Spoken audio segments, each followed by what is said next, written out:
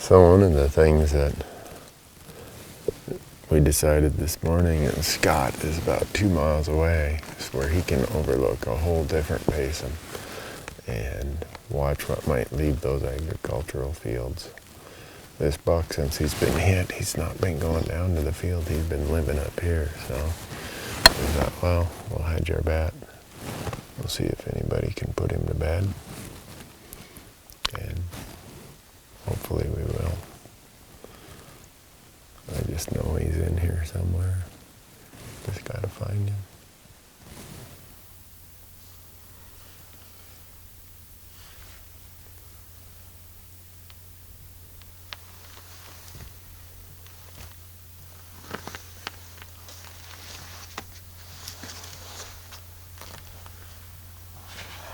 Trying to think of what plan to go with. Don't know if we're on plan L, M. We might even be up to plan R, S, and T today. But I better get it done today or tomorrow morning, because we got to pull stakes tomorrow afternoon.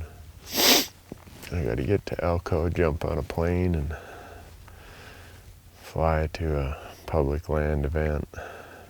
So that's gonna cut my deer hunting a day short. But oh well. Had my chances. That's all you can really ask for. Well, Scott had told me that he'd start working his way up the drainage if he didn't see anything.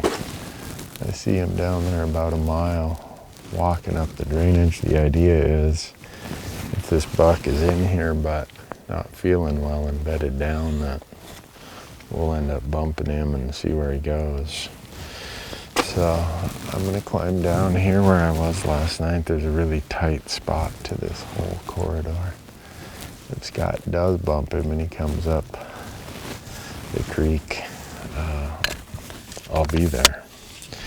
If he doesn't bump him, and the plan is I'm going to drive Scott up that direction and drop him off and come back here, and then Scott will walk it back down, and we'll see if he's in here.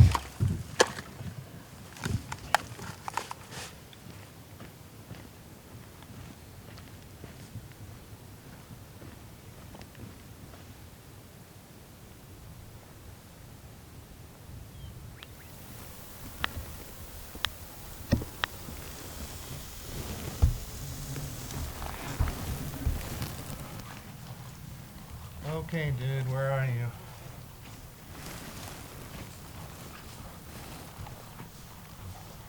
No deer.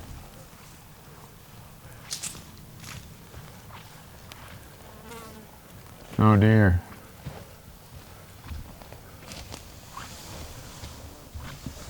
Scott. Oh, hey.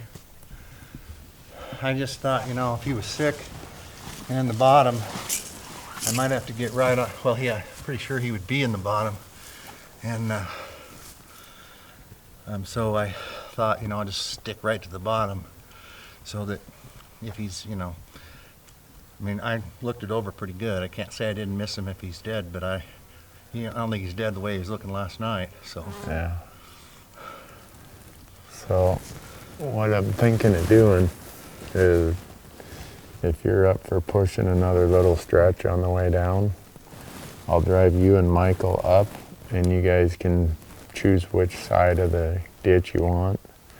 I think I'll go right down the middle, Randy. Okay. If he is sick, we might have to get right on the top of him. Yeah.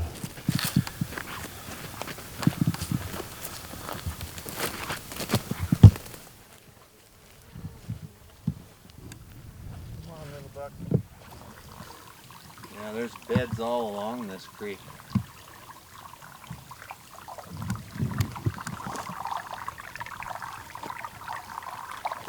Okay, let's find some more. And I am not seeing any deer tracks in the mud like I am seeing in the bottom further.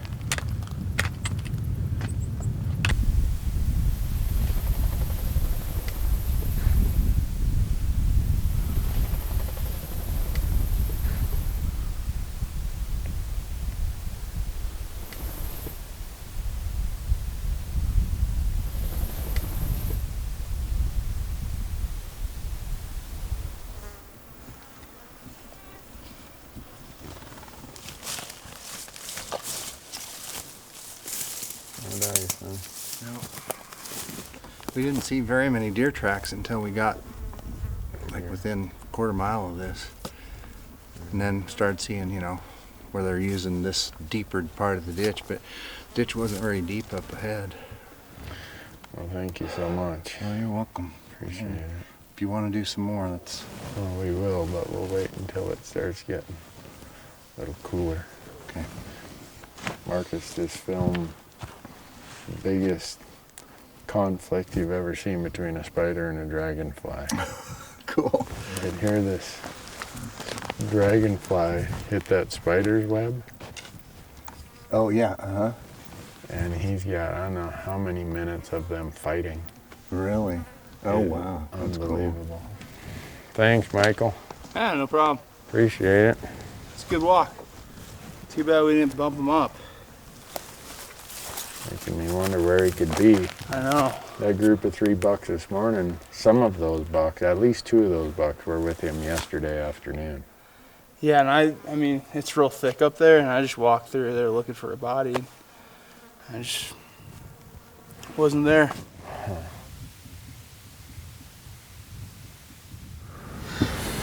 Well, every once in a while you get that reminder that no matter how much you think, oh, this shot is a slam dunk, it's not. Yeah. No matter how much when you release and hear that thwack, and you see that deer like that one stood there with his head down, I'm like, well, he's dying. I'm not going to shoot him again.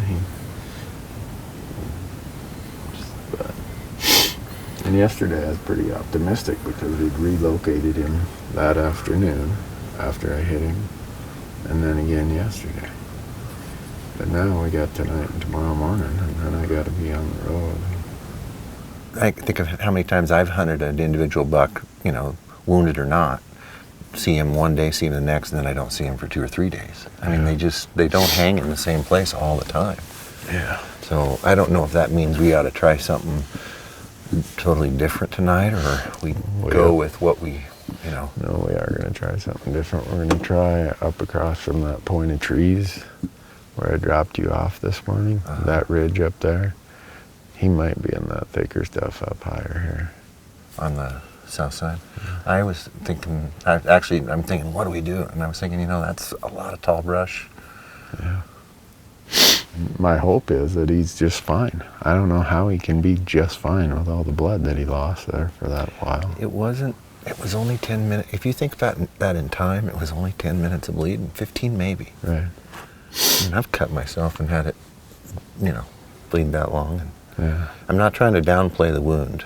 Yeah. It's just, it wasn't lethal.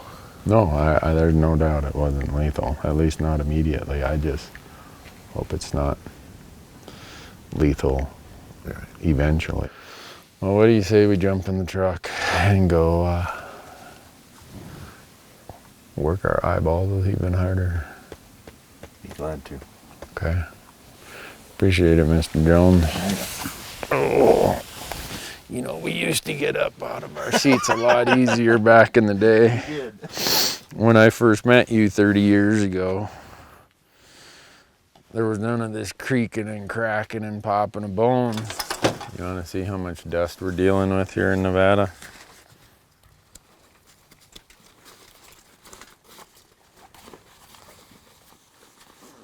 And you can clean that out of there, and by the next mile, it'll be filled completely full.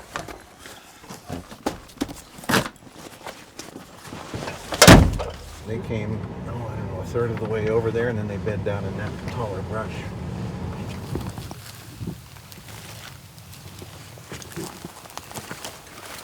Looks like there used to be some kind of a structure here. At least they had their hearth. And I don't see much wood around. I don't know, it may have been a tent type structure. But that's got to be 100 and some years old.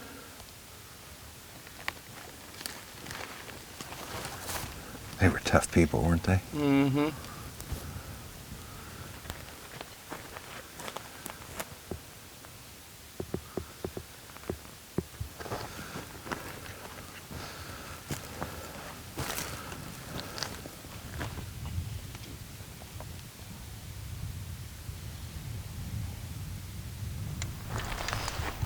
I'm gonna go sit up here on my butt, break out my optics and see what I can see. We're glassing a whole different stretch here than we watched earlier, so maybe he's in here. If not, I know what to do in the morning. Tomorrow morning's my last chance.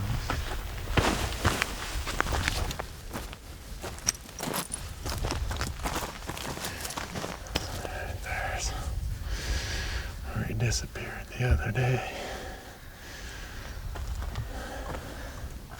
Here's what a knucklehead I am. I left the truck without my binos and rangefinder. I'm gonna go put my stuff up here at the glassing spot. Run back to the truck and get it.